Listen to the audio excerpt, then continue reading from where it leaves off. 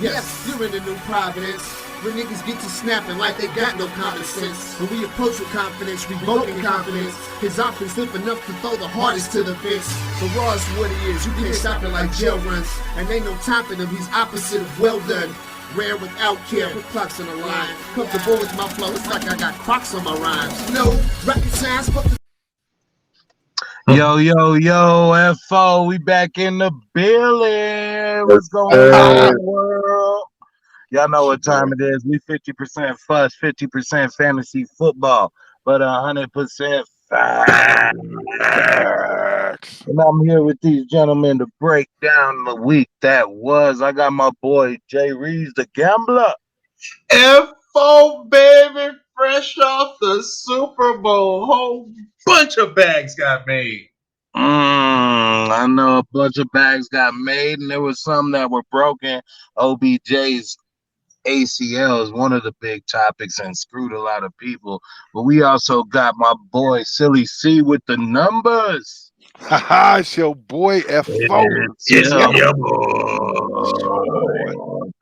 All right, man. Normally, we're about to get this popping and look forward to the week that's about to go on. But we got a long time till we get some football again. We got to look back into the week that was, the season that was, in a segment we call A Day Late and a Dollar Short.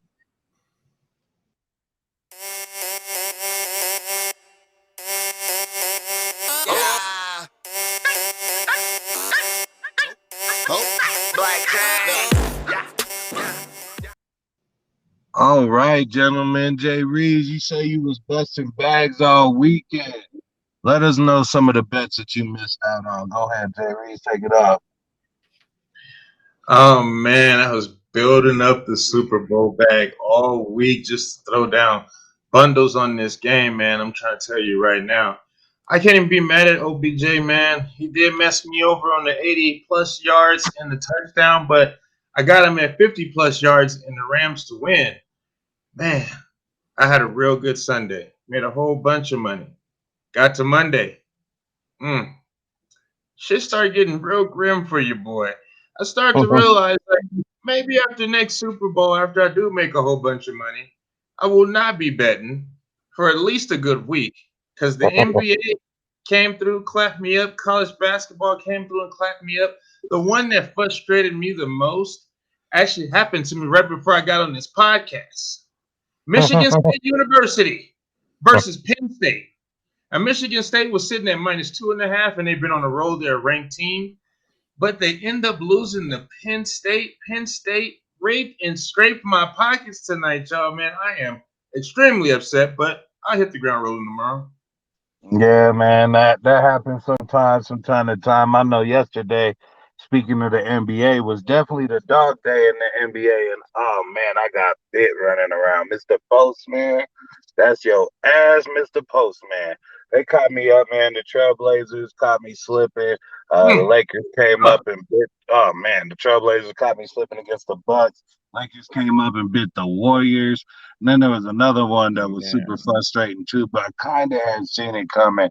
So that there was just, man, it was kind of embarrassment on top of embarrassment because after my miraculous Rams prediction, you know what I'm saying, I didn't really know, like, what I'm saying, I didn't know how much better I could get. So I showed myself Monday that yeah, you're only as good as your latest bet, and my latest bet broke my wallet, so it was a sad week overall. And tough season with making no fantasy playoffs either. But we'll be back, man. It's the resiliency. Mm-hmm. Silly C, Silly C. I think you're muted, but we're gonna let Man, you in there was actually a few. T. Higgins, I must say, for the big game, he went explosive. Kind of didn't get him in my lineup like I wanted. He had 4 receptions, 100 yards, and 2 touchdowns. Mm. Uh, but one person I did get in my lineup, and I had an anytime touchdown score, was Mixon. Issue was is he didn't get in the end zone the right way, so he really blew my parlay all over the place. Yeah, that was here. about it. Yeah, it's tough when you choose him to be a touchdown scorer and then he ends up with a touchdown in the stat column.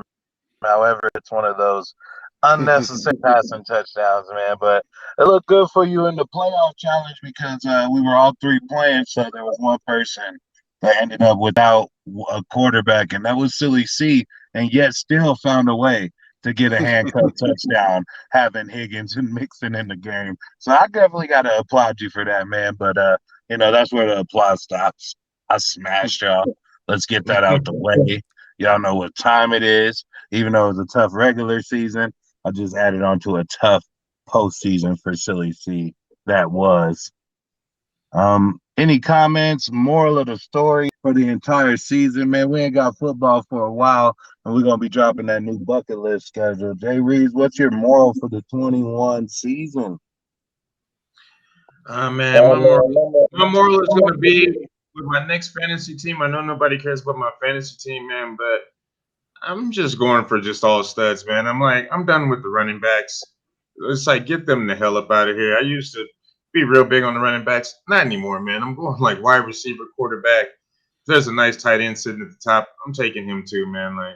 The running backs, I can run them right off my fucking team. Yeah, it was a tough year for the running backs as far as their ability goes. Cody, what was your takeaway for the 21-22 football season? That going into next year, I'm already defending, or I'm coming off of 3 different championship games. Yeah, I didn't win one of them, but I'm coming off of 3 of them. Well, So then why are we talking about it? I'm trying to make it just airtime. next year. I'm trying to make it 4. Huh? Next year, I'm trying to make it 4 of them. So you're going to open 4? Need to lose. No, 4 for 4. The whole racks. Hell yeah, man. Hey, that's a way to just set your day late in the dollar shorts. Super heavy in advance, man. That should be the way to go. Any futures bet? I'm gonna be fully transparent. And right after the Super Bowl ended, man, I went through $20, $25 on my Denver Broncos because I know those odds are gonna shift if we make a push. You guys got any Super Bowl sleepers or favorites for next year, Silly C? I don't know if it depends on how Burrow recovers. I don't know. They haven't really reported how anything's come back yet, but I think the Bengals could make a push for it next year. And I can't say Jacksonville because Trevor Lawrence just played terrible, but I would have picked them if he would have played a little better. But definitely Tennessee. I think Tennessee will be really strong this year. No, you can't say Jacksonville and dark horse Super Bowl conversations, period. I almost kicked you off the fucking pod. Jay Reeves, can you bring us back to reality? Cody's like, I can't say Jacksonville. Nigga, don't. Just don't. Jay Reeves, any dark horses or favorites for the Super Bowl next year? Damn, man. Don't kick me off as well. But it's kind of funny that he did say Jacksonville. They just brought in Doug Peterson. Trevor Lawrence should have a better year next year. They're kind of in a weak division. Jacksonville could be real sneaky, but I'm going. All right, I'm just gonna finish for myself, man, because they over there talking nonsense with these Jacksonville picks. I think it could happen, and yeah, the division's lackluster, but man, that's gonna be a tough one for them to muster. Jay Reed's looking at me crazy right now. Let me bring him back on. My bad, Reeves. I didn't mean to throw you off. I didn't throw you off. You back, baby? Jacksonville is for real your dark horse pick? No, you're not talking to me again. You had to fucking let me finish. I'm going with the good old chalk standard Kansas City Chiefs plus 750 to win the whole thing. That's a safe bet, and it's a good bet. It could prove to be lucrative, but if the Super Bowl this year showed you anything, sometimes you got to take them long shots. We'll get it in, though. It's plus F4. We're 50% fuss, 50% fantasy football, and Jay Reeves is 100% mad. Get him.